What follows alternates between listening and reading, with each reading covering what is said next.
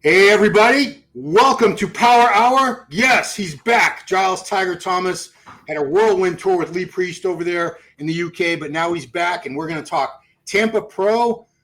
Giles, this is a wide open show. I have 5 guys on my list I think are very capable of winning, maybe 6. Geez, when was the last time you saw a show that was this wide open, this close to the Olympia? Well, I've got 9 guys winning joint first. No, seriously, I've actually had a real anxiety over this one because I was looking at the list and I had another look before, literally before we started filming now, and I was like, holy shit. But you know what? Like, why? I know, a pro card thing aside, why are some shows like this completely stacked, and then you've got other ones with like 5 or 6 in, and maybe the standard's not that great. Doesn't make sense. It doesn't. It seems to be very up and down, and I don't know whether maybe it's a topic for another day. But like, why are some shows really stacked? And is it to do with the show promotion? Whether the word spreads if it's a good event and you get looked after, like shows like Tampa and Texas, and they really pick up a good reputation. Or is it to do with the time of the year? Like a lot of athletes, like they'll say, I've spoke to some of them when I've interviewed them, and they said, look, it's nothing to do with any of that. It's it works with, it's the date, purely the date. So yeah, this show is, it's bloody impressive. And I'm just wondering also whether the having open in Chicago made all of them jump into this one. What do you think? And Vancouver dropped the open too. That was another qualifier. And I'm looking at the list and I'm trying to figure out, so we know there's 3 or 4 shows left to qualify because I'm not sure about the last one. We got Texas Pro August 9th, the Italy Pro show September 7th, the Europa Pro. There's a Europa Pro Germany show September 14th, and then there's a Tsunami France September 27th. But I'm wondering if that's qualifier for 2026. I don't know. Yeah, I don't know. So there's either 3 or 4 chances left, and there's only only one more chance in the United States. After that, if you're I think that might be it. There's only this show in Texas are the last 2 domestic shows for the American bodybuilders to qualify. And if they're not, then they're going to have to get their asses over to Italy or Germany. So, but, Ron, remember what I said a few months ago? I said we're going to get some big names or really very, very popular athletes not in the Olympia. And I remember I said it a few months ago. I said, I think it might be someone like, and I mentioned 2 or 3 names, and one of them might be Crizzo. And it is, because obviously he's not doing anything till Prague, which is several weeks after the Olympia. But this one, you've got to look at the names. There's names there that I know we would all love to see at the Olympia, but I think maybe they just all left it too late, didn't they? So we had some shows there that were big shows. I won't mention any names, but lineups where the lineups weren't as deep, where maybe 2 or 3 of these guys in this one maybe could have benefited and had a better chance of qualifying at that one. So it's a gamble every single time, doing this. All right. Well, let's go. Let's start looking at these guys. And I don't know why I kind of forgot about him because he's damn good. But you reminded me yesterday, Jordan Hutchinson is freaking great. So this was last year. We're looking at Texas where he took 2nd to Andrew Jacked. He was 3rd at this show, Tampa, last year, 5th in Chicago. So you can see as the shows went on, he got tighter and tighter and the placings got better because it was Chicago, Tampa, and then Texas. So this was last year. Condition is never a problem. He's kind of reminds me a little bit of Branch Warren in many ways, this guy. But let's look at the current updates because he is looking grainy, shredded. And I just want to finish this one shot because he's got a great lat spread. So, all right. So this was 5 days out. Yeah, I saw that. Yeah. Look at that. I mean, that's proper conditioning right there. That's that grainy look. We don't see that often. Ron? Yeah. I think he's my dark horse for the win, mate. Yeah, I've been seeing his updates and watching him because the thing about Jordan, he was one of those guys, like I said, when he got 2nd to Andrew last year, he's one of the guys you look at and you think, okay, he's got really good symmetry. He's kind of, everything's balanced. Everything flows. He doesn't have a weak pose. He's got good condition, good separation, good quality, but he just needed more size. And even without that kind of real kind of density and thickness that he needed, he was still doing very, very well in shows, making, like I said, getting 2nd in shows like this last year, with Texas. So I think he's put the size on now. In fact, I've been messaging back and forth, but I haven't asked him how much he's put on, but it looks like quite a significant amount of muscle. And that was the one last thing he needed to really move up. I know there's quite a few improved guys from what we've been seeing in the updates. There's quite a lot of improved guys coming into the show, like Quinton, Justin Shier. But I think he's going to be the one that potentially I think is the one that's that could win this. I think I've got him. He's one of two guys I've got that. Well, there's more than two guys that could win it, but in my personal opinion, I think it's between him and one other guy for the win. Yeah, I mean, I wouldn't be one bit surprised if Jordan Hutchinson gets his first pro win here. The back is the only thing on him, but everyone's got something. Everyone's got something you'd like to see a little bit better. But man, he doesn't really have any weaknesses. The only weakness he had before, like I said, was just he needed another 10 or 15 or whatever pounds or whatever 20 pounds or whatever. And I feel like he's got it now. And I think when he gets under those lights and he's dried out and tanned up and everything's going on, I think he's going to look sensational. And I think when we get that first glance, we're really going to see just how improved he is. So I'm like I said, I've been watching his updates and also zooming in to try and see if they're trying to sharpen anything. But it looks like what I was seeing, the graininess, the condition, the density, the added size. I thought, okay, you can't really filter that, and I think he's the real deal this year. Yeah, absolutely. So good luck, Jordan. Quinton Eriya, Quint Beastwood. Let's go to him because he has been off the competitive stage for a little over a year now. I believe the last time we saw him was Toronto last. He did New York Pro in Toronto. New York Pro, he had a disastrous. That was when he fired Matt Jansen, and because he flattened out 15 pounds, and then he was able to fill out a little bit more for Toronto. Looked much, much better. I don't know who's coaching him now, but geez, this shape is just fantastic. Look at that front. The front double bicep of his is just phenomenal. I think I think he's probably got one of the best front double biceps in the industry right now. And also, show me the shot where he's doing the ab and thigh. There you go. Yeah. Right. Look, you know the slight hip tilt he's got there. Wouldn't it look better even if he tilted even more? Because he's got like classic lines, but he's like a Sean Roden type, where he's got like Samson, those classic lines, but they've got the open size. Exactly. I just think with Quinton, I don't know. He could if he's really improved and those improvements really do translate to the stage, and that's what we see. Then absolutely, because he's like a top Olympia guy that's basically just waiting to happen. But every year we've been kind of waiting. But thing is, if he gets that fullness conditioning right, because you've seen how he flattened out at that first show last year. It was like he said, it was disastrous because that this bodybuilder can look so much better. He has a physique that that can be so much better because we see the potential. Anyone can see it, the structure, the size. He's got the height. He's got that. But also, and fair play to him, he's kept that waist nice and tiny. Like Justin Shier, they've managed to put size on, improve, and keep that waist nice and tiny. I mean, the hips are so narrow. I mean, he's I'm really excited to see what he's going to bring. I mean, there's a guy that if he really, really has improved, he could walk away with it all. But I've got to see him on stage first before. I know it sounds a bit of a cop-out, but I really, really want to see how he looks on stage before I make a judgment. But yes, absolutely, he's a first call-out guy, and he'll be a front runner. Yeah, I mean, if he can keep this fullness and tighten up just a little bit, that shape is just undeniable. I know. I don't want to. I just don't want it to be like 2, 3, 4 years down the line, and we're still saying, like before 2020, before Rami, we're almost giving up on him because you're thinking, God, this guy, he's just potential personified, and he's not quite hitting the mark. So if he comes out and he looks absolutely nailed and he looks absolutely bang on, I'm going to be really, really happy because I like Quinton because he likes cats. Have you seen all these videos? And if you look at any cat videos that come up on because I got a lot of cat videos on my algorithm on Instagram, and it's always liked by Quinton Eriya. Makes a comment. Well, if anybody has a pit bull, they instantly get 10 points with me because they're misunderstood. There you go. Yeah, you're a pit bull guy. I'm a cat guy. Look at this. So yeah, I mean, Quinton, I'd love, like I said, I've been waiting. We've been waiting a couple of years. I hope this is the year. Yeah. I hope our wait is over.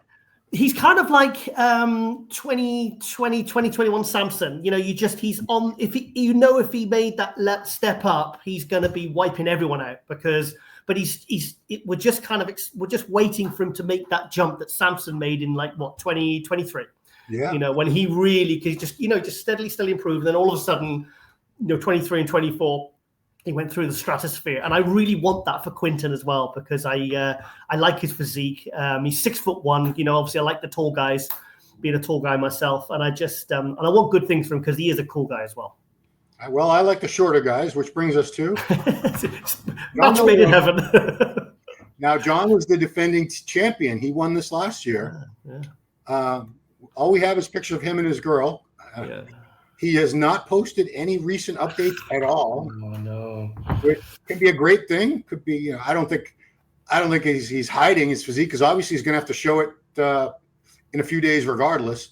Yeah. I mean, Patrick hasn't posted anything, but we know what he's capable of. We saw him take top 5 at the 2 Arnold shows in was that 2024? Yeah, I was there. I saw him at the Arnold UK. Okay, and then last year he won this, so. He always had a resurgence in his career. He had a couple of years where he was sort of off the radar, but him and Patrick seem to be an excellent team. And you know, he's got a lot of great things going on with this physique. I honestly can't say, because I haven't seen anything, and usually that's either a very, very good sign or a very, very bad sign. But knowing Patrick, knowing, you know, that he's kind of, because Jon, like you said, he had that couple of years off because he tore the bicep. And he's kind of had a bit of a resurgence. And I think there's an argument for him now becoming those last few shows last year where he was kind of probably almost at his best ever. Yeah. So the time off, is that going to be time well spent, or has he been slacking? I don't think he'll be slacking. But the thing is, we need something to go on, which is frustrating. So I can't. I mean, he's the defending champion, so he's going to be a front runner. I'm going to cop out here and say top 5. Yeah, I mean, and that's just because we have nothing to go on. Yeah. So I mean, we can judge him on his past achievements from last year, but you know, that's last year, and this is a different lineup. It's a tougher lineup. I mean, if I say top 5, if he's 1st or 5th, then I'm right. Well, I'm seeing even Patrick has not shared. There you go. The stories. Typically, if there's nothing in their regular posts, there's nothing in the stories. I'm trying to notice patterns with these guys. Ron, what's your feelings on when guys like of this level, like Jon DeLarosa, don't post anything going into a show that they're actually the defending champion of? What's your feelings on that? It's a personal decision that they make. Yeah. You know, I don't fault them for it. Some people want to share photos, and there's a few people that don't. It's just, I think in today's social media climate, you're expected to share photos and updates. Something. Something. I mean, you're not obligated to, but the fans really, it builds hype for the show. It gets people excited. You know, I kind of wish they would all do it, but I respect his decision not to, for whatever reason. No, it pisses me off. Come on, Jon, give us something to go on, mate. I mean, obviously in today's age, you know, it's very difficult to do what Ronnie or Dorian did and just kind of stay hidden and then just show up. Do you know what I mean? It's very difficult to do that. But, I mean, at least give us something to chew on, mate. Come on. Yeah, I mean, we're trying to do these previews, all us YouTubers, and give us. And the thing is, like, I don't want him to be upset because I'm saying, oh, I think he'll be top 5, rather than saying, oh, I think he's going to win it. But, Jon, you've given us nothing to go on, mate. So we're just going to have to, I'm just going to have to, you know, that's my default if we don't know, or it's difficult to judge someone a year ago. He might be better. He might be worse. You don't know. He might be off. Like I said, we've got nothing to go on. So that brings us to a guy who posts plenty of updates. John Jewett, who won the Vancouver Pro last year. That was his first open win. He was a very good 212 competitor. Definitely not a 212 anymore. So this is him yesterday. You know, conditions never an issue with this guy. He's got his own coaching academy. He's a brilliant guy, and I mean, he's consistent. I never have to worry. He's one of those guys. Is he going to be in shape? He's going to be flat. I mean, he puts everything down. He tells you the meals he's eating, the fluid, the gear he's on. Everything is completely transparent with Jon if you follow him. Jon is one of those guys that's got it down to a science. Like, he's a science of bodybuilding. I mean, everything, the detail this guy goes into with his diet, his training, his gear, his nutrition, absolutely everything. So he's one of those guys that you know is not going to be off. He's not going to do something stupid to his physique that is going to look awful on stage. So, I've been looking at some of the comments and stuff, and a lot of people actually, you know, they've got him winning this. I mean, they think that he can come in and win in this. And if you think about it, he was 11th place at Olympia. And using their Olympia placing from the current year, well, the last year or whatever, it's actually probably it is actually a pretty good gauge of how you rank someone coming into a show like this. Because he is. I mean, I actually had him 10th last year. I didn't have him 11th. I forget who was 10th, but I had him. Yeah, I had him. So he's a top 10 Olympia guy. X212. He's been He's been 4th at the 2019 212 Olympia. So he's a top 5 Olympia guy. He's been arguably knocking on the top 10. He's never going to be off. So he's got a lot of ticks next to his name, So, I mean, like I said, this is the tough show, mate. This is a really, really tough show to try and make predictions. But I would be very, very shocked if he was at the top 5. But then again, I think by the end of it, we're probably going to have 8 guys in my top 5. It's so hard. It's so hard. There's going to be really, really good guys in the shape of their life that are going to be getting 8th, 9th, or 10th. Do you know what I mean? It's going to be. This is a brutal show, and my hat's off to the guys jumping into this, knowing what they're going up against. But this is going to be a hell of a show. I'm trying to find it. I can't find it, but he did post a side-by-side of like his front lat spread from last year, this year. He's put on a little bit of size too. Has he? Oh, good. Yeah, good. Not a whole lot. He's a gradual guy. He's not trying to blow out his waist or anything like that. And you know what? I like Jon. I like Jon. He's a good guy. I mean, they're all good guys. I mean, I get on well with all of them, really. Yeah. But he puts a lot of educational content out, and it's responsible. Like even when he talks about gear and stuff like that, like some of these guys, I just want to die when I hear when talking about gear. I think it's so reckless and so irresponsible. But Jon puts out, good, educated. It's good knowledge, and I think he's very responsible with how he approaches it, and I applaud him for that. Yeah, there's a lot of reckless people out there. There's no doubt. Yeah. Do you remember the Rich Piana videos? I mean, God rest his soul, but I was watching something on my Instagram feed, and he was talking about like his biggest ever cycle. I was thinking, you can't put stuff like that out. People are just going to copy it. You're going to get young kids trying to copy that now. It's a shame. I don't even want to put it up. I saw a post. Justin Compton was talking to Austrian Powers. What's I know Austria. Yeah. I know Theo, and they were talking about Dallas's cycle. And, what's Dallas's alleged cycle? I don't think anyone knew exactly what Dallas McCarver was using. You should never talk about somebody else's cycle.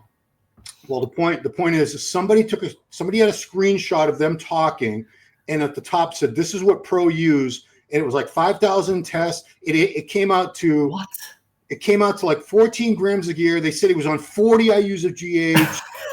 And it said, "This is what pros use." I'm like, oh my god, nonsense! I bet it was a gear dealer trying to sell it. Seriously. All right, Beef Stu. Crazy. What a great name, Beef Stu. So I thought he had cut his hair, but I think I'm wrong. This is the most recent update. So he's been working. Condition looks really good. Mm-hmm. He's a very, very compact, another sort of branch-esque physique. Mm-hmm. He's done very well. He's yet to win a pro show. He's been close a few times now. This is a tough lineup. I have him in the top 5, but man, I don't. You don't. Yeah, I mean, no, I don't. I love Stu. I think he's fantastic, but I think he's going to struggle in this lineup. I'm not seeing any. I'm not personally, because sometimes these updates you can, under certain lighting and gym, you can be like, unimpressed, and then they get on stage and you're like, wow, they look amazing, but I'm not personally, love you, Stu, but I'm not seeing anything that's really blowing me away here. So maybe I'm guessing. My initial thought yesterday was, okay, this is first of a few shows where he's just going to get better and better. I think he's, but then again, like you said, Ron, there's not many shows left now, right? No, I mean, I could see him doing this, and then assuming he doesn't win, because it'd be tough for him to win this show, just because of the people he's up against. I could see him jumping into Texas and being a little better. And, that gives him a few more weeks. But yeah, I mean, he's improved a little bit. This is as much as us boomers. I don't know if I'd call you a boomer, but as much as we say, the old days were so much better, it's very, very competitive right now. It's very competitive in open bodybuilding right now. A guy like this. Yeah, go ahead. Yeah, I think he's going to be like I'm not sure he'll be in first call out, mate. Literally look at the lineup and then you see who's in this and how they're looking. But like I said, these we all know how deceptive either way these updates can be. and I'm not blown away. But like I said, he might be one of those guys that gets on stage and you're like, holy shit, actually he is really improved. So I'm rooting for Stu in that way, that he looks better than he does in some of these. It looks great, but I'm not seeing anything new or anything that's like blown me away. But I'm hopeful for him. But realistically, I would think he's a 6th to 8th place guy. Yeah, I mean, like I said, this is a tough show, and I bet Texas is going to be even tougher. That's my prediction. Yeah. Thank God Andrew Jack's not doing Texas again. He's all set. So he's going to be there. Okay. Oh, I didn't realize. So from Germany, Emir Omaragic, who is 26 years old, another guy that this could be your winner, man. I mean, well, that was last year, so let's not use that as an example. This is the most recent up. Nope, that's not it either. But I'm trying to find why he's got so many old things up. Is this new? Nope. Come on, Emir. Show me something new. No. He's not giving anything away, is he? Oh, is it? I guess he's not. Okay. Yeah, well, I guess we can base it on what he looked like last year. So awesome. Yeah, he's very, very good. I mean, he's not lacking anything. He's a massive guy. He gets into great condition. I'm really shocked he doesn't put anything up, though. Ron, he's still only 25, 26, isn't he? It says 26, yeah. 26, yeah. I mean, I remember when he came second to Angel Calderon at the 2021 Big Man weekend. I was doing the live stream commentary. And to be honest, I think because he's European, I think no one's seeing this guy coming, even though he's done a lot of American shows. He's had a lot of good results. I think Emir is probably to me, he's like I think if Jordan Hutchinson is the dark horse for the win for this show, I think a dark horse for a very, very good placing, beating some very, very well, more established, arguably bigger names, if you want to call it that, whatever, higher ranked guys or whatever, however you want to term it. I think people are underestimating him. There's probably not many people that are considering this guy even for top 5, and I think that's a mistake because he's big, he's conditioned, and I've never seen. It's not just the condition; it's the fullness. Like even when he moves, it's like everything just looks like full and hard and flexed. It's like it looks like every time I see him, I think, God, he's like peaked perfectly there. Like his legs never seem to relax, like his quads. If you see the separation of quad, they're like stone. It's like they're permanently, even when he's asleep, you can imagine the quads being permanently tense. Do you know what I mean? Like his chest, his shoulders. I mean, I don't know whether that's a way that Chris Aceto or is a genetic thing, but I mean, this guy, and the thing is, he's not just big and full, he's separated. He hasn't got the smallest waist and the nicest taper in a couple of poses. But I think he's underrated, mate, and I think he could be. He'll be someone that many people thinking about this show, looking at the lineup, will not see coming. I'd be very shocked if he is not in the top 5. Yeah, we're gonna have to add up all the people we've got in the top 5. Right now, I have 9. So yeah, sorry guys. Yeah, it kind of looks like our buddy Goon in the face a little bit too. It does a bit. Not as good looking. They're all good looking. All right, so keep on going down the line. Where's Patrick Moore? Has he done any updates? So Patrick had that big transformation from one show to the next, where he dropped it's like 17 pounds in a week or something ridiculous. Incredible. Yeah. So he's very good, but this is a crazy stacked lineup. Yeah, I don't know. I honestly, he's another one like Quinton. I can't. If you really push me, I don't know, because are we going to see the version we saw at the Arnold Classic, or are we going to see the version at was it Legion when he jumped up? I think so. Yeah, it was Legion. Yeah, and he went up to second, wasn't it? He was he went from right at the bottom of the pack in a week. I mean, it just shows you as well what if you really, really want to suffer. I've known. I mean, in the British bodybuilding scene, pros and amateurs, I know many guys that have done shows. And then 2 weeks later, they show up completely transformed. I've seen it happen many, many times. I remember when Jay Cutler actually showed up to the 2000 British Grand Prix, and he was 8th place at Olympia. And then that was the first time he really went up against Ronnie and didn't push Ronnie, because Ronnie was in another stratosphere. But I spoke to Kerry Kays, and he said, "Oh, look, Giles," he says, "Jay's dropped 14 pounds from the Olympia." Wow. Which is 5-6 kilos. And it just shows you and he looked completely transformed, and there he was being called out with people like Ronnie. So you guys like Patrick, if you really, really get your, I'd love to see, I really want to see Blessing do that. I want to see Blessing really, really suck it down and at least get one good showing in this year to show us what he's capable of, and also to be able to show off the improvements of the physique that they've been working on for the previous year or 2 years. But Patrick, I don't know. I honestly don't know. Yeah, I mean, I'm right there with you. Could do well. We don't know. We don't know. Let's keep on going because, man, this lineup just keeps going and going as far as we haven't hit a slouch yet. All right, Justin Shier. Justin, I think, took all that. Did he take all that? Oh, come on, Ron. You should have brought up Justin. You should have brought Justin up a bit sooner, mate. You should have brought him up sooner. I want to make it clear. I'm not running down the list in order of the placings we're not predicting places. To me, these guys are all front runners. Justin is definitely a front runner. Look at that shape, that fullness. That he's made a lot of improvements since he won Chicago 2 years ago, and this is definitely an improved package. He's just crazy shape on this guy. The arms. That first shot almost looks It almost looks. Photoshop. It almost looks photoshopped, doesn't it? That first shot, whereas like the shoulders look exaggerated and the waist looks, but you know it's not, because I actually put a comment and I said the way you've managed to, grow everything, but managed to not just. It doesn't even look like the waist is the same size. It looks like it's smaller, and I know it's an illusion, but I mean, size, aesthetics, lines. I mean, he's another one who's like Jordan that's really improved. Yeah, the only thing I wanted to see the back improved, and he's not posted one back shot, but he's had time to do it, so I'm assuming it's improved. But look at that front double bicep. That's ridiculous. Wow. Many people think he can win this, mate. Why not? I mean, that's like there's no one clear favorite for this show at all. It's an open show where I think there's 5 or 6 guys that are capable of winning this. Well, let's say at least 4 or 5. Let's put it that way. So this was a week ago. Again, I wanted to turn around at one point, but he doesn't. But geez, look at that. Phenomenal. Who's next? I did see Lionel Baeke on the list. It looks good. I think he's improved. Baeke, I don't know if he actually has a visa.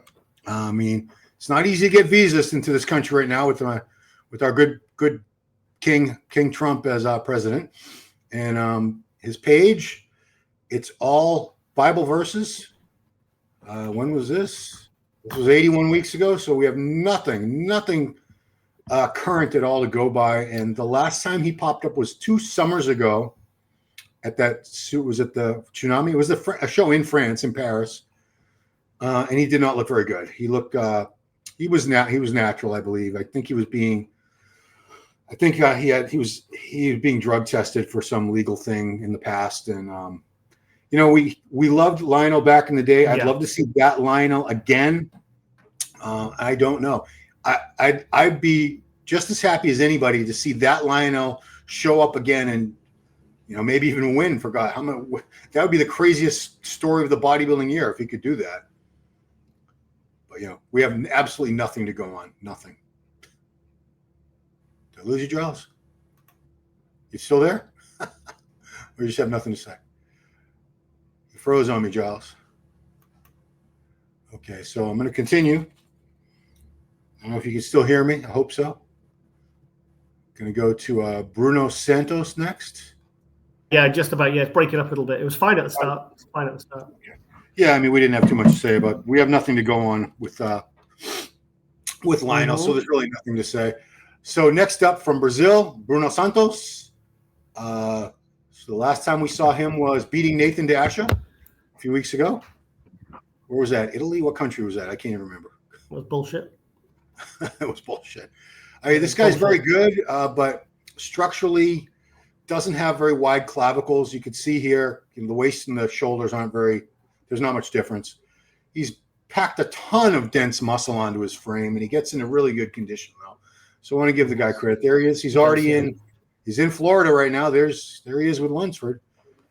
That's awesome. His trademark is that density right there. I guess you go to seminar. Yeah. So, any thoughts on Bruno while we have him here?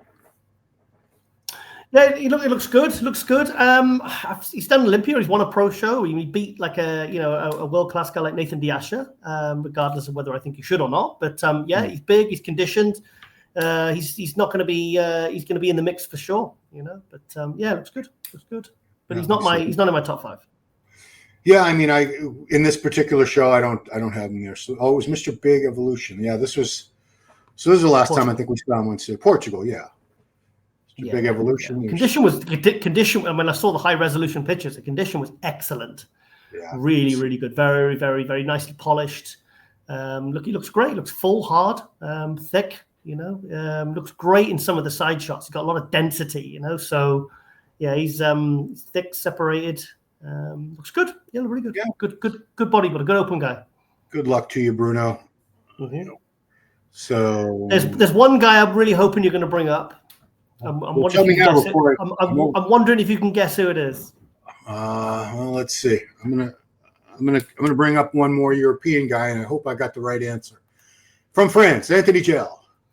No, he's good, but it's not the guy I was thinking of. Well, let's talk about Anthony for a second. So Anthony from France, he's been top 5 in a couple shows already. Mm-hmm. Young guy. Again, he's someone who brings the condition. Yeah, a lot of these European guys are still kind of a mystery to the American fans. So I'm hoping doing this show puts him on the map, so to say. He's not had a good year so far. I mean, he looked good great in all the shots I've seen, but his placings were right down the bottom. And I was really he looks absolutely terrific there. Yeah. But I don't know. Because he had a good, I remember he was backstage at the M-Pro last year when I was doing the commentary. And how thought he looked, and he hit a couple of shots for me, and he's big, he's full, he's thick, he's dense.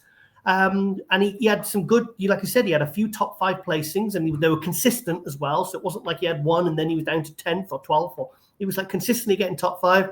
But this year, for whatever reason, there's something just not happening. I actually don't know, because for whatever I've seen, he looked good. He looked big, hard, symmetrical. I don't know why he's been slipping. I don't know. I mean, I like Anthony as well. We've conversed a little bit on social media and stuff, and yeah, it must be frustrating for him to have put a full year in, and then he's kind of just like plummeted, So I would at least hope he gets some good call outs here, and he looks good. That's the main thing. And obviously I want to see him get a good placing, but I just hope he looks good, and I hope he just looks good and gets a good placing, because this year has been a bit of hasn't been great for him, and I feel bad for him. Do you know what that hat is? Do you know what team that is? No. That's the Boston Red Sox. Yay. Oh, Boston. Oh, yeah. So, yeah, of course it did. 10 points for Anthony just for that. Who did I find? Chin. What's his name? Chin. There you go. Now you're talking. Did I get the right name? Is it Chin? Oh, I don't even want to murder his name. I'm so sorry. I haven't got it in front of me. I got to get it right. Did I write it down? Chin Long Pin, I think it is. He's good. He's looking really at him good. this morning. I hope I got it right. Chin Long? No, that's not the right one. No. Is it Punyon? Oh God. No, hold on a second. I'll get it. I know. I should know these things.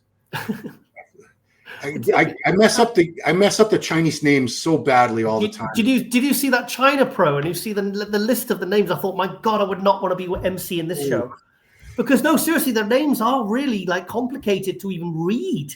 And you're thinking, if you're an MC and you're not Chinese, then you're Yun. Yeah, I messed it up. It's Yun Long Pin. That's him. I messed it up. Ron, I think we got an argument for some of the best legs in the pro league right now there. I mean, you could say that about so many of the guys from China and Korea. Yun Long Pin. I found him this morning. I'm sure I saw it on your feed there when you were flicking. Is this it? Pin Young Long? Yeah, there it is. Yeah. See, because they messed up the order too, because it's Chin. On the list it says Young Long, and this says Pin Young. No wonder I get confused. But geez, look at this guy. Wasn't he classic? No, wasn't he classic once upon a time? Or am I thinking? Well, I don't want to be. I don't want to get in be that guy who says this guy looks like that guy or the name's like that. Oh God. I don't want to go there. So maybe, but I don't know. Okay, well, we'll just leave that one alone then. No, because a lot of the Asian bodybuilders, they do have very similar looking physiques. They have big legs, big calves. They have nice separation, tiny waists, and then usually it's when they turn to the back, it's the lats. They always, I've never seen a good Asian bodybuilder with a good back that I can literally think off the top of my head, but they always have insane legs, beautiful skin tone, small waists, and there's a certain look to their physique, basically what I'm saying. So, but I love this guy's physique, mate, and look at the legs, Ron. I know. Crazy. I'm waiting to see if he ever turns around. Probably not. I'm guessing, like, true to form, genetically, that's the genetic markers. They seem to have great legs, great calves. I've never seen an Asian guy with Asian bodybuilder without having great calves. Never seen it once. Someone, I think it was Paul Barnett. He's a newer pro, new master. He turned pro as a master. He had a whole theory. I can't remember what it was, but it's like why Africans are built this way, Europeans are built this way, Asians are built this way. Yeah.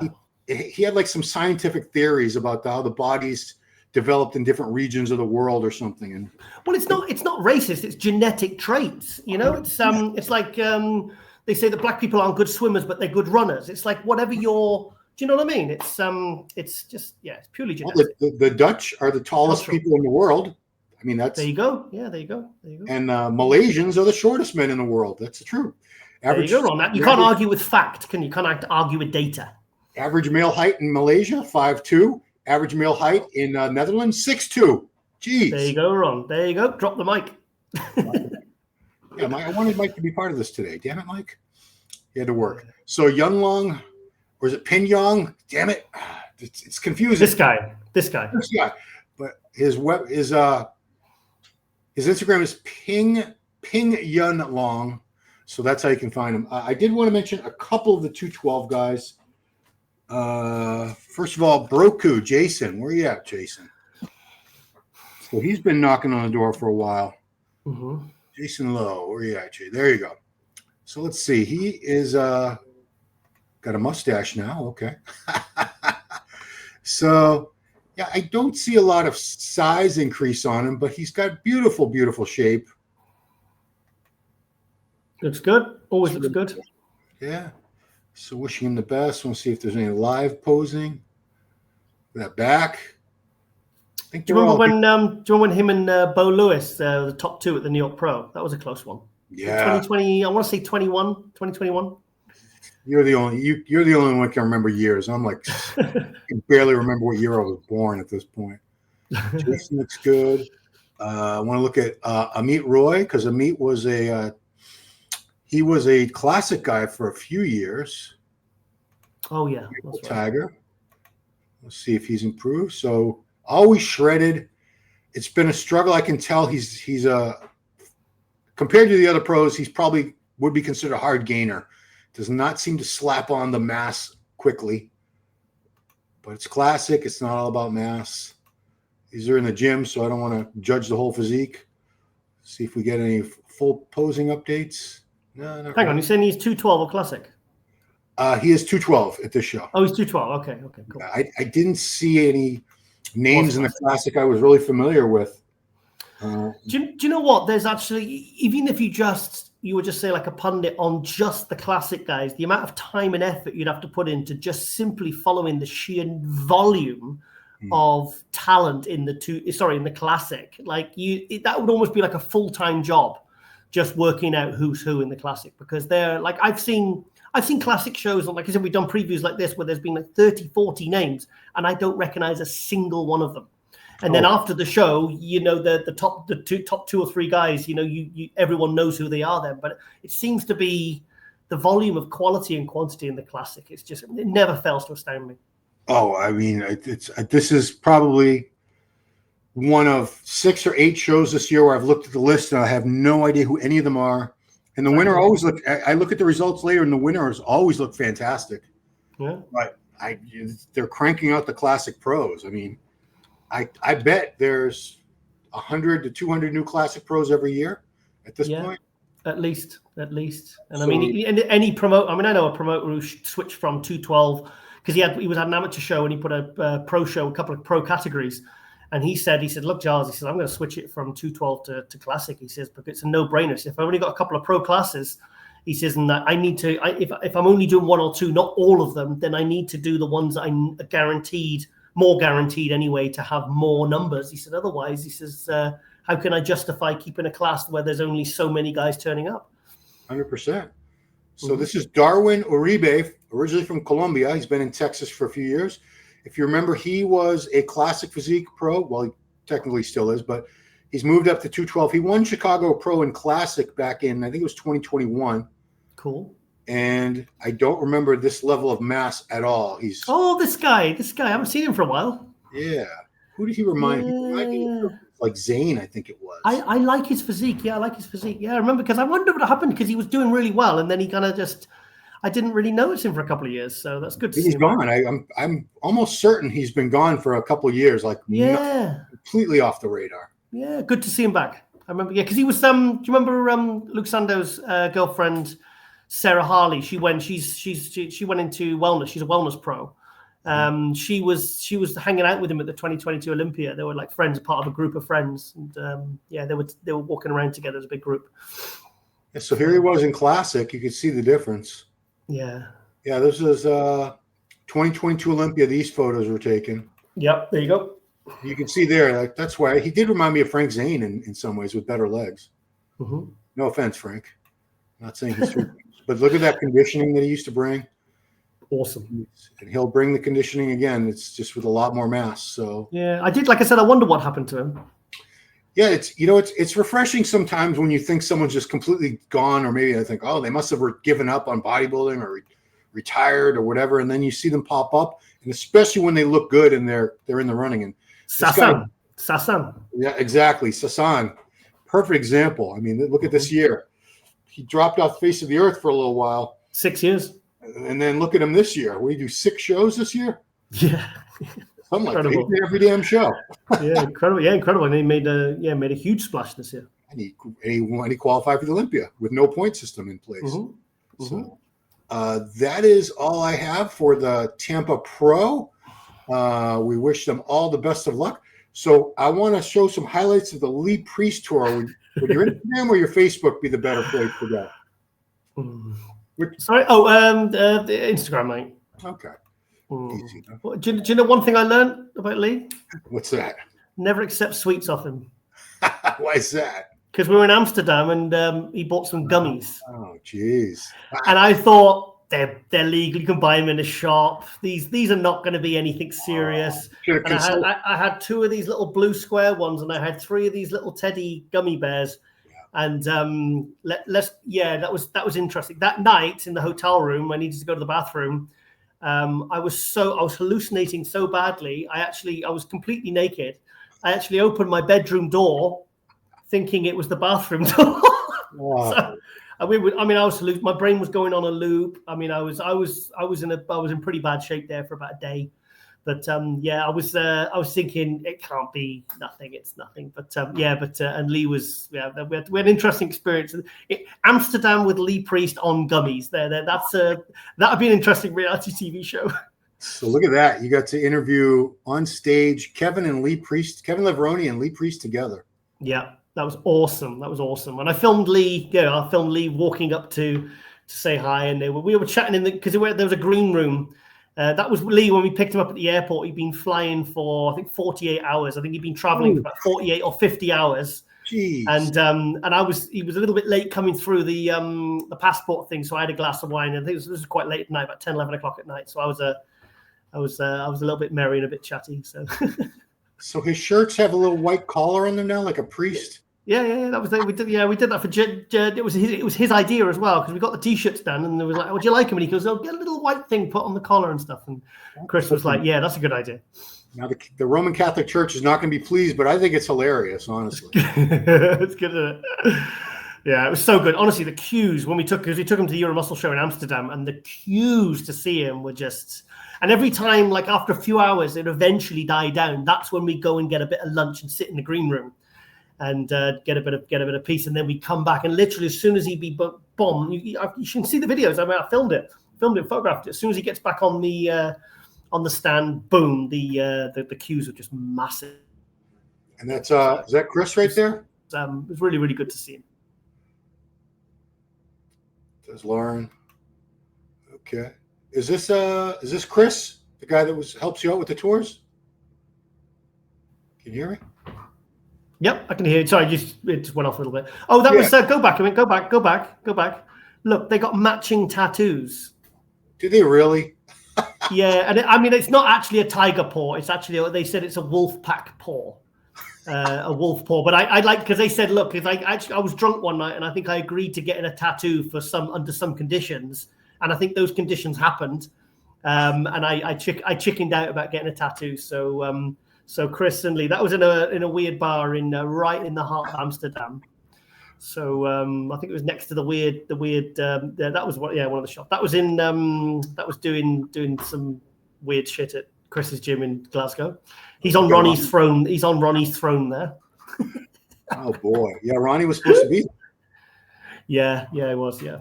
That was stressful. Waking up that morning, 5 a.m. and then my phone ping, and I was like, oh god. Wow. So, but he's on the mend. That's the main thing. Yeah, he's doing well. Where is this mural? That was that was a new gym we'd never been to before, and the gym wasn't even open yet. It's not. I don't think it was a few weeks away from even opening. They only had about 30% of the equipment in there, but it pulled a decent crowd.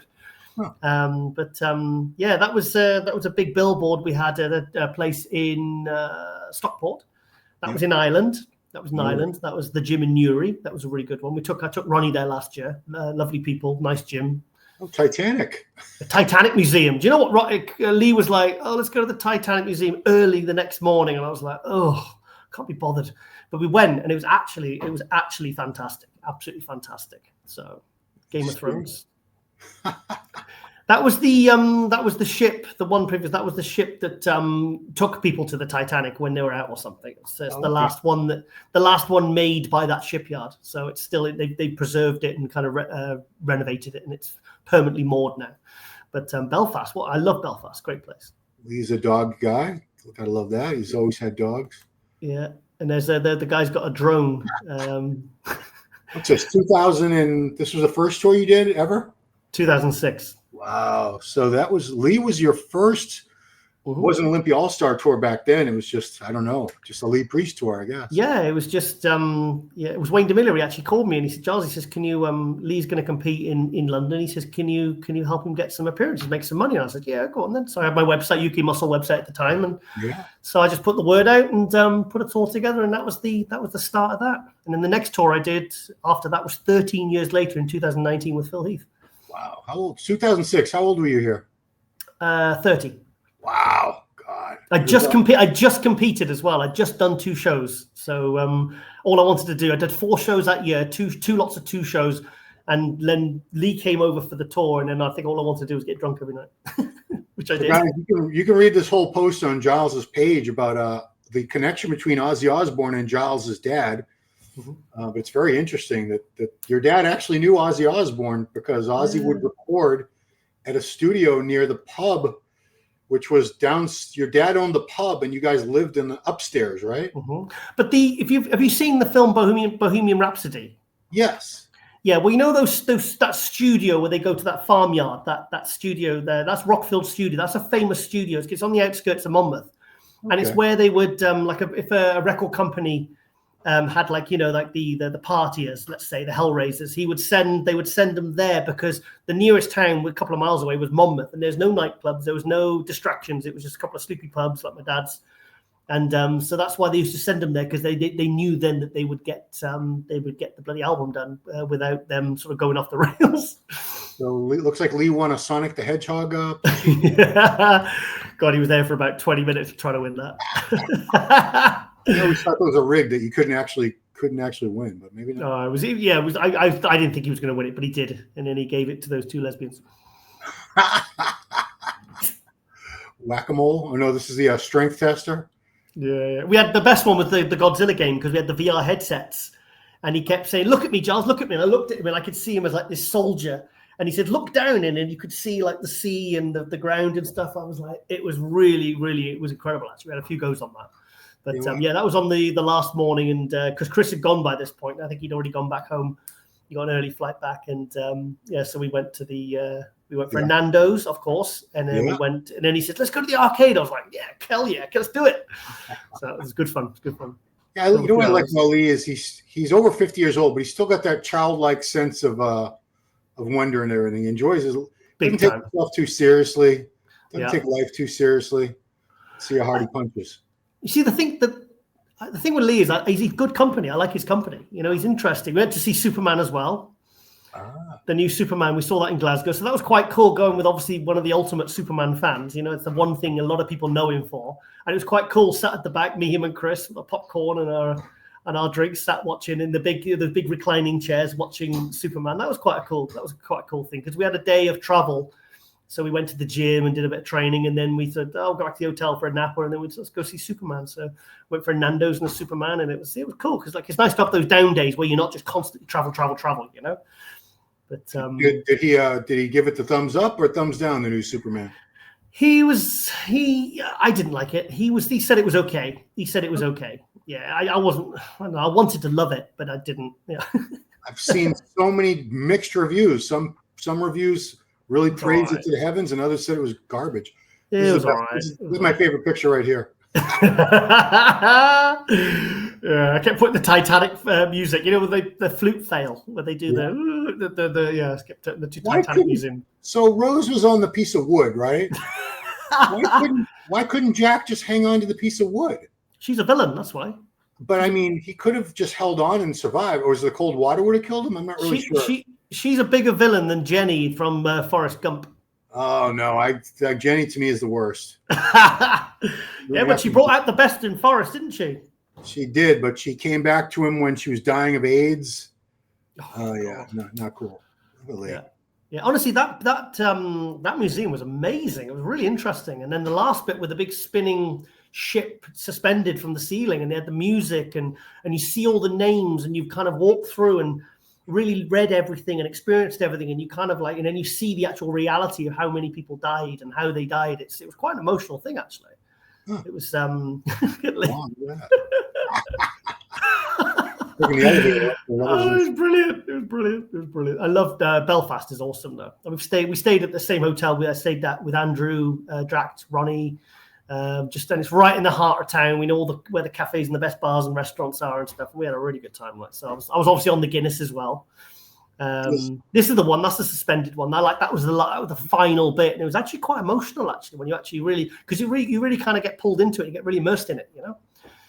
So was the Titanic built in Belfast or something? Yeah. Oh, I mean, I never knew that. At the shipyards, yeah, the ship. And you know that thing of the Game of Thrones thing that was outside where the ships were actually built. Oh wow. Shipyard. Yeah, there was two shipyard things right side by side on these rails, and they said that's the original rails that they would have been pulled along and everything. So, yes, Belfast. Apparently, it was Belfast didn't really talk about it very much through the decades.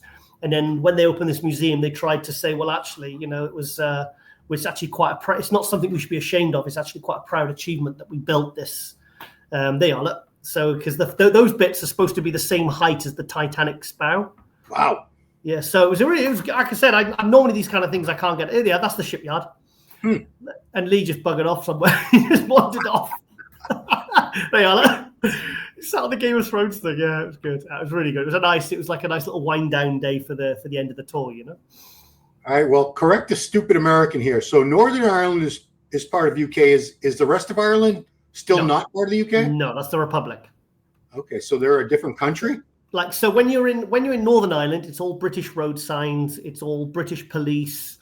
You're paying like pounds, you know, British pounds, sterling. And then when you're in the Republic, it's euros, and it's all Gaelic signs and everything. It's like a completely different country. So like when you go from France to Germany, it's like completely different. So Brexit was when you guys left when UK left the European Union? Correct, 2016. But Ireland is still part of that, apparently. Oh, look at that. Yeah. Pretty cool. All right. Well, thanks for the geography lesson. Well, the politics stuff. Because I probably got it completely wrong. Well, I mean, I knew that was the case here. I didn't know if things had changed because clearly I haven't looked into it in 30, 40 years. But okay. So this was the biggest tour you'd ever done with Lee, right? No, the January one was bigger. Oh, okay. That was 10 days back to back. This was a 2-day expo at the Euromuscle show, and then 5 venues back to back, pretty much. Okay. It was brilliant. It was really, really good fun. It's good. Like Lee, to be honest, Lee and Ronnie, I would say you can't really get much better than that, than how they are with the fans. I mean, like, I know Lee's brash and he's, you know, and he's brutal with his humor and stuff, but when you actually see him face to face with every single fan, he's really, he's very, very kind, generous, giving, and he's, you know, he really takes the time to speak to people, and you know, that kind of, that persona, the Lee Priest persona goes, and he's just a real gentleman. Absolutely, just like Ronnie is exactly the same, really. You know, they don't leave until every single person is seen, you know, and like I said, because I think they know the impact that they can have on these, especially these young people. I mean, look at I said to Kevin Navarone, I was walking past Kevin Navarone's stand. I was just having a wander around the expo, a little break. And Kevin says, "Come up, man, come up, Giles." He called me Gil for some reason, even though he's known me 33 years.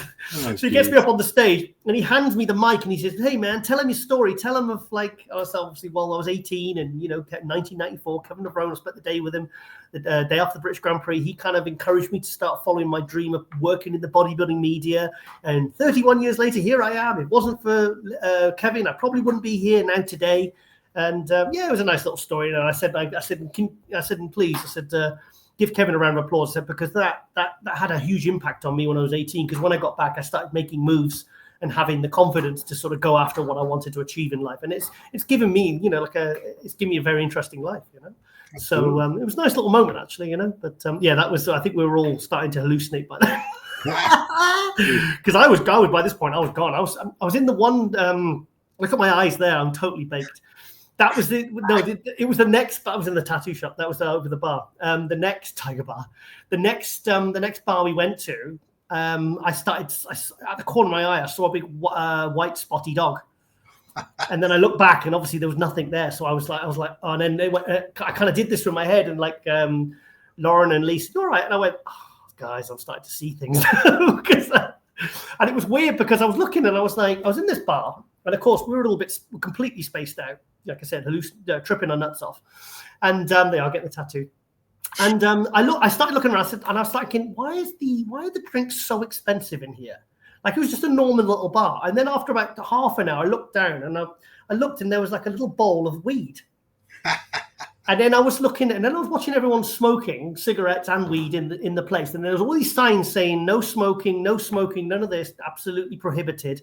And then I kind of figured it out, because what you do is that legally they leave the weed on the table. You don't technically pay for it, so obviously, because that would be illegal. Then what they do is they overcharge you for the drinks, and then they just let whatever happen. Because I was thinking, why are they smoking? They're literally smoking in front of a non-smoking sign. And then I saw everyone doing it, and then I was like, honestly, these things, they just do not be fooled by these. These things are, because I've done a lot of different substances in my life, and I've, you know, some pretty serious ones. And I just thought, look at the colorful packaging. This is going to be nothing. So I had 2 of the little squares, which apparently are very strong.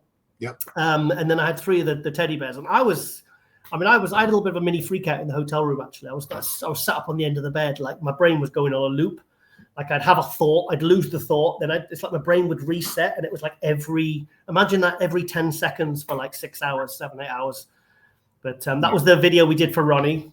That was Eddie Hall, the world's strongest man. That was cool. Yeah, I would say everyone has an edibles or gummy story. Everyone I know. Everyone.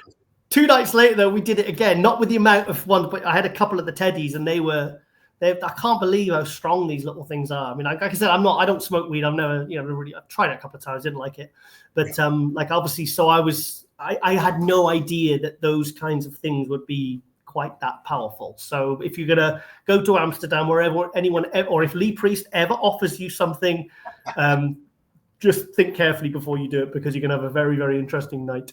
Proceed with caution. Wow. Yeah. Yeah. Basically, yeah. So yeah, it was good fun though. It was good fun, and yeah, it was good. Another one in the books, and I'm just kind of coming back down to earth now, because it always takes me a few days. Wow. So eager to go on holiday now, and also the Ronnie tour is going to be rescheduled. We're going to be announcing that soon as well, because I was really nervous. I was thinking, is he going to be able to do this tour? Right. And then Ronnie messaged me the other Wednesday and said, "Hey Giles, keen to get the tour rescheduled as soon as I get the go ahead from the doctor." And then the next day I saw a picture of him in Metroflex gym, and I just thought, my God, this guy's literally like, I hope I'm okay saying this, but on the Monday, where 2 days after he went admitted, they honestly didn't know whether he was going to make it through the Monday. Yeah. Yeah, he was. I mean, you spoke to him. I'm sure he told you anyway. I mean, I only watched snippets of that interview you did with him, but like it was. I mean, Brendan said to me, he said, "Look," he said, "Giles," because he flew out there. He said, "Giles, it was touch and go." He said, "Monday was a very, very tense day for us." He says, "We didn't know whether he was going to pull through because if that sepsis hits the internal organs and really, like one by one, all your internal organs start shutting down. That's it. You're gone. You're done." Yeah. But obviously, I mean, you've spoke to him anyway.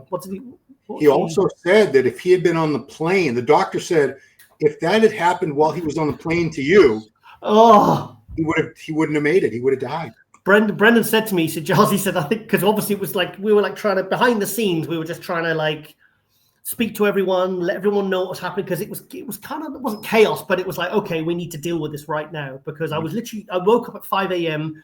going to get on the road for 6, pick him up at the Heathrow for like the midday or something, and then we're going to go to a drop in at a gym in Cardiff. I was going to drop him with Ronnie and train, or maybe just go for some food because we weren't doing the seminars the next day. And Brendan said, he said, "Look, Giles," he says, "I just want to say though," he says, this was like less than 24 hours away from being your problem because if that had happened, imagine if I'm waiting at the airport and all of a sudden I see these stretchers coming through and like, I mean, he said he probably wouldn't have made it." Yeah. So I can, because he was in Milwaukee and he was supposed to fly back at 2 p.m. to Dallas Fort Worth. Susan was going to meet him at the airport, swap over his suitcases. He was going to wait there and then fly out to me at 7 p.m. Wow. So like, all I can say is thank God he's okay. Thank God that happened that way because it could have been so much worse. Because I mean, I don't know what it would have done personally. I mean, selfishly, I don't know what that would have done to me if I'd literally walked into that. I think I probably would have just left the industry. I think it would have been too stressful, too traumatizing. I would have just thought, oh God, I've got to get it. I just can't even begin to imagine. But just thank God he's okay. And we're gonna get this tour. Just say keep an eye on the Instagram and Ronnie's Instagram, the Olympia Instagram, and it'll be rescheduled very, very soon. But we're nearly there. Right on. All right. Well, Giles, thank you very much. It's great to have you back on Power Hour. You're recovered from your tour with Lee. Hang on. What do we got? You got your own. You got Is that for the Olympia? I know it's gasp. What else? Sorry, I just unplugged myself there. Sorry, mate. Yeah. So, and also all the gains I made from March till like May, June, I feel like I've lost them all. So I'm just trying to get because I only had a few. I trained a couple of times on the tour, but it was just so pointless. It was just the sessions were so shit. I did a little bit of cardio. I got up like at 5 a.m. in Amsterdam because Lee's on the group chat and he's waking us up. Wake up, fuckers! Come down. I'm going to the gym. I'm going cardio, and it's like, all right, give me 5 minutes. So he's just, pulling on yesterday's clothes and like, sort of going down to to do the hotel gym, which is usually dog shit. Right. So, it was good, really, really good. So, yeah. All right. Well, great to have you back, guys. Tampa Pro is this weekend. I'll be doing some kind of wrap up of the show Saturday. So please, if you're not subscribed to the channel and have your notifications turned on, please do that. Appreciate it very much. Who have you got winning? Do you know what, mate? I resigned myself to the fact that normally, our accuracy rates. If somebody, I'd love AI to go through all our last 7 years worth of previews just to see how accurate you are, because I think it must be up in the 80s to 90% percentile. I mean, literally, it's out there, so it's not like we're claiming something that can't be checked. But imagine if there was some sort of AI program that could go and check that. Yeah. With this one, I'm going to go Jordan Hutchinson, I think. Okay. I mean, I can't. I think it's going to be Jordan or Quinton. Yeah, could be Jonathan. Yeah. Could be John Jewett. Jon DeLarosa. Gosh, guys in your comments. Justin Shier. Tell me, guys, in the comments, because you could see where to lost, but maybe you guys are more certain of who you think's going to win. Give me your top 5. I'm just curious to see what you guys think, because we've been doing this a long time, and we're struggling here to figure it out because it's a lot of guys who are at a very, very similar level. Nobody's really blowing anybody out of the water here in the lead up anyway. I like these shows. I like these kind of shows. I think it's like say you get say let's take anyone from the top 5 at Olympia. Like say Derek Lunsford jumped into this. You'd be like, okay. Who's second? Yeah. Unless he messes up, like Samson or Hadi jumps in, that then they're going to take it, and it's a fight for second place and down. But this one, like there's literally 5-6 guys that could win this. Yeah, so it's going to be very exciting because only one of them Yeah, none of these guys are qualified for the Olympia yet. So someone's going to get Olympia qualification. Everyone else is going to be left wanting, I suppose. So, and if 5 or 6 guys are going to win it, then there's probably 5 guys that aren't going to like us anymore. Cause we've got to say someone. I mean, I'm going to go out on a limb and say Jordan Hutchinson. I think he can win this. But yes, it could be Quinton, could be Jon Jewett, any Jon DeLarosa. It's completely achievable. So guys, don't be upset with us. We're just like I said, like with Jon DeLarosa, we've got nothing to go on. So I can't say, well, he's a defending champion, he's going to win it again. He could. But we've got nothing to go on. So we don't know what he's been doing in the last year. Because at the end of the day, bodybuilding, the physiques change for better, for worse. Some stay the same. So we need to know really until they walk on stage and do that first call out, we're not going to know. So yeah, check it out, guys. We'll find out. So that's it. Thanks for watching Power Hour with this man, Giles Tiger Thomas, and me, Ron Harris for Ron Harris Muscle. And we will see you next